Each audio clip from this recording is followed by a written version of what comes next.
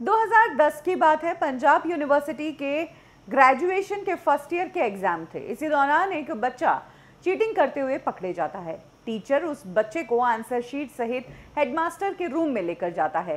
Teacher headmaster को कुछ बोल पाता उससे पहले ही बच्चा मौका देखकर आंसर शीट लेकर कमरे में बनी खिड़की से कूद जाता है।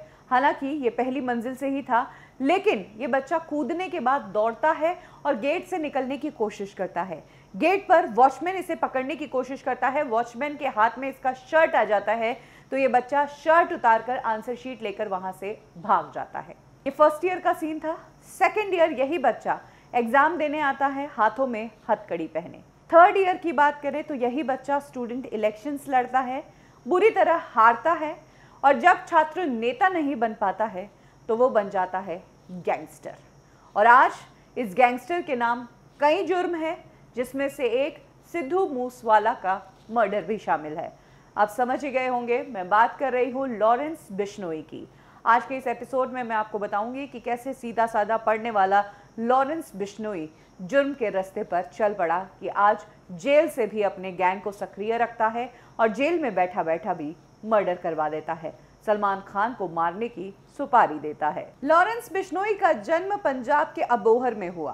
पंजाब से ही उनकी एजुकेशन हुई और डीएवी कॉलेज से उन्होंने अपनी ग्रेजुएशन की। पिता पुलिस कांस्टेबल थे, लंबे समय तक पुलिस में नौकरी की। पिता को तब ये नहीं पता था कि आगे चलकर उन्हीं का बेटा पुलिस की दौड़ लगवाएगा। हालांकि कुछ समय बाद पिता ने पुलिस की नौकरी छोड़ दी और उन्होंने खेती बाड़ी संभालना शुरू कर दिया। लॉरेंस ने अपनी पढ़ाई जारी रखी और पढ़ाई करते हुए जब कॉलेज में आए तभी पहले साल में चीटिंग करते हुए पकड़े गए और इसके बाद कुछ और जुर्म में भी वो पकड़े गए, जिस कारण सेकेंड ईयर वो हाथों में हथकड़ी पहने आए और थर्ड ईयर उन्होंने एक बार फिर से इलेक्शन लड़ा। कॉलेज में ऐसा हो जाता है कि जो जितना कंट्रोवर्शियल उतना ही पॉपुलर और उतने ही उसके चांसेस रहते हैं लीडर बनने के। ऐसे में लॉरेंस ने भी कॉलेज से चुनाव तो लड़ा, लेकिन बुरी तरह हारे और इस हार को लॉरेंस ले नहीं पाए और यहाँ से लॉरेंस ने जुर्म का रास्ता अपना लिया। एज अ लीडर लीगली कुछ नहीं कर पाए तो फिर गैंगस्टर बनकर इलीगली काम करने शुरू किए। इनिशियली डराना, धमकाना, मार पिटाई करना, चोरियां करना, ये काम शुरू किए और आगे चलकर मर्डर में नाम आने लगा। लॉरेंस बिश्नोई के दोस्त बताते हैं कि वो बहुत चुप रहने वाला आदमी है और बहुत ही इंट्रोवर्ट है। उसके अंदर क्या चल रहा है वो किसी को नहीं पता चलता है। बचपन में भी वो अकेले कराटे की प्रैक्टिस किया करता था, अखाड़ा जाया करता था और यहाँ से उसने अपनी गैंग बनानी शुरू की और कॉलेज आते आते ये गैंग बहुत बड़ी बन गई। इसकी गैंग में 700 शार्प शूटर है और इसके गैंग के ज़्यादातर मेंबर यंगस्टर्स हैं, कॉलेज गोइंग स्टूडेंट्स हैं। स्टूडेंट्स को लॉरेंस बिश्नोई की गैंग में शामिल होना एक घमंड की बात लगता है और उन्हें खुशी होती है अगर लॉरेंस बिश्नोई उन्हें कोई ऑर्डर दे दे। लॉरेंस बिश्नोई के गैंग के मेंबर्स उनको भगवान मानते हैं और उनके कल्ट फॉलोअर है, एक हुक्म और उनका काम एग्जीक्यूट करते हैं। लॉरेंस बिश्नोई के फेसबुक पर पेजेस हैं जिस पर 50,000 से भी ज़्यादा फॉलोअर्स है।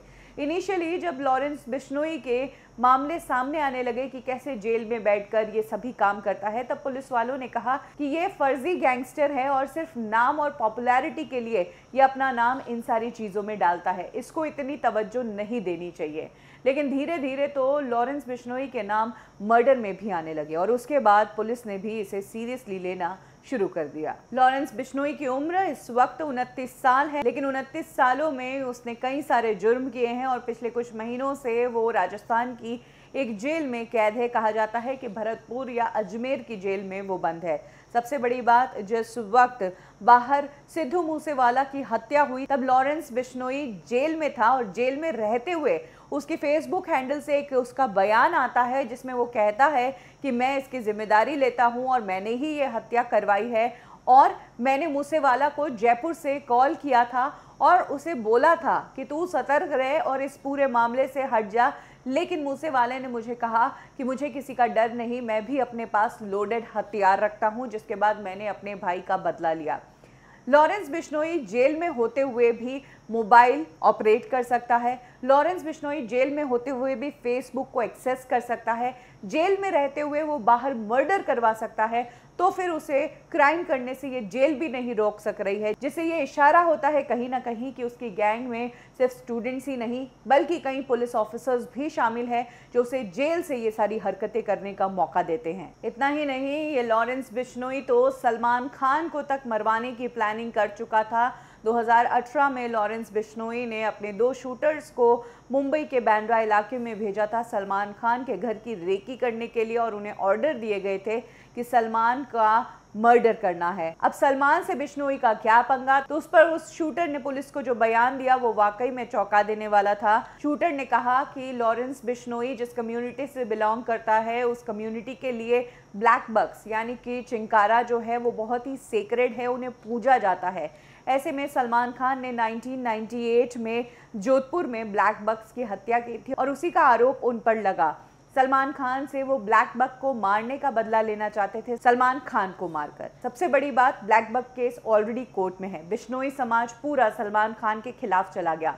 ऐसे में जो लॉरेंस बिश्नोई सलमान खान से बदला लेना चाह रहे थे, ये क्राइम जिस वक्त सलमान खान ने किया था तब लॉरेंस बिश्नोई खुद महज 6 साल के थे। तो इस इंसिडेंट से कहीं ना कहीं ये भी लगता है कि उन्हें जेल में रहते हुए भी खबरों में रहना पसंद है, कि बाहर उनका आतंक बोलना चाहिए। कहा जाता है कि राजस्थान, पंजाब, हरियाणा, दिल्ली में कई सारे गैंग के मेंबर्स हैं और 700 शार्प शूटर्स इस गैंग का हिस्सा है। फिलहाल लॉरेंस बिश्नोई राजस्थान की एक जेल में बंद है और कहते हैं कि जेल में जाने के बाद इंसान का जीवन ही खत्म हो जाता है, लेकिन लॉरेंस बिश्नोई जेल में जाकर भी अपना आतंक फैलाए हुए है और अपना नाम चला रहा है।